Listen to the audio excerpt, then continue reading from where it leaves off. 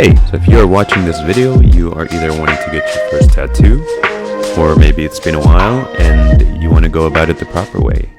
The past few years, the tattoo industry has really exploded quite a bit, and with that comes new potential clients and interests. The point of this video is to provide a general information on how to get a tattoo, from start to booking your session to what to prepare the day before your tattoo, all the way to taking care of your new tattoo, because I have seen many information out there, but I have yet to find a video about tattooing from start to finish, and I really want you to get the best possible experience out of it. I think the first thing you need before anything else is have an idea of what you want, like what style you want it in. Will it be color or black and gray? Not necessarily down to the smallest detail, but some artists like a bit of freedom. For some of them, like me, just a general idea. Any good artist will just take this information and just run with it. The next is researching your artist. Make sure that the shop is clean, they are in your city unless you're wanting to travel far to get a tattoo. Now, most artists can do many styles, but everyone also specializes in a specific one or maybe two. So figure out which style you want your tattoo to be in. It could be traditional, realism, illustrative, dot work, neo-traditional, new school, and a bunch of other styles. You don't want to get a full color portraiture in realism style from someone that maybe just specializes in traditional. It's like asking a sushi chef to cook you a French cuisine. Now, they can probably do it, but might not be as good as someone that's dedicated their career to a specific thing.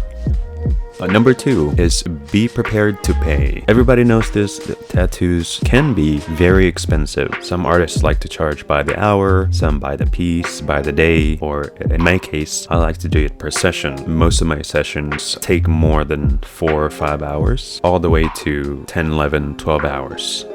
So figure out how your artist does their pricing. You can just ask them for pricing. If you have a specific budget, you can inform your artist in advance, but also don't haggle. Tattoos are a luxury after all. So you also need to be open to artist suggestions. Artists all have varying experiences. We have seen what works and what doesn't. Artists know what will hold better, what will look better on a specific area. So just be open to suggestions.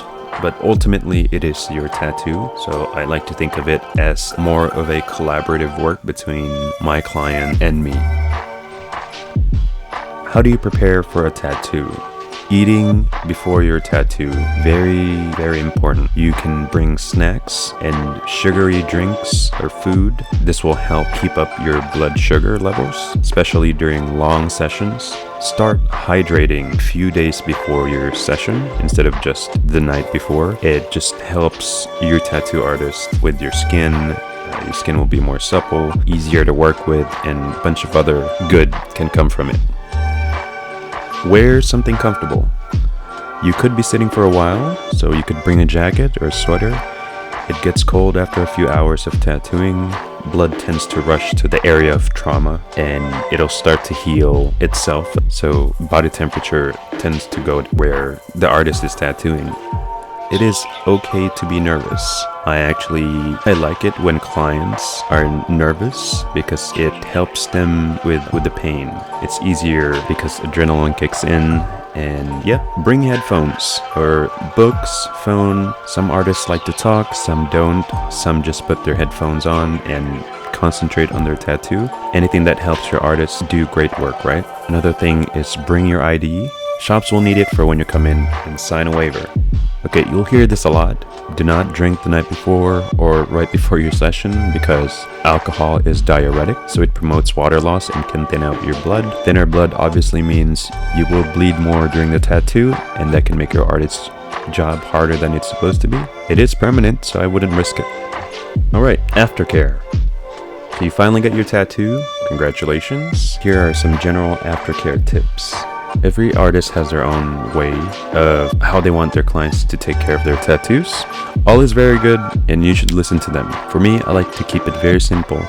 Not every client will take care of their new tattoos as much as artists would like them to. Obviously, there are some that will follow your instructions to the T, and then there are some that they don't care. They just let it be and it'll heal. I mean, it will heal. It's just if you're paying something expensive that's on you permanent, I think it'd be good to put a little bit more effort when it comes to that. I think the less steps that the client has to do during healing, the safer the healing will be. So I use this aftercare product called Saniderm. I think that's actually just the brand name, and I use a different brand that's stretchier than Saniderm. It's basically a flexible tape, but for tattoos. It's like a second skin. What I do is when the tattoo is finished, I clean up the area, I apply the Saniderm, I tell my clients to keep it on for 5 days. Your artist, if they do use it, they might tell you 7 days, 6 days, 4 days. Listen to them. This is great because you can shower with it on. It's supposed to be waterproof, right?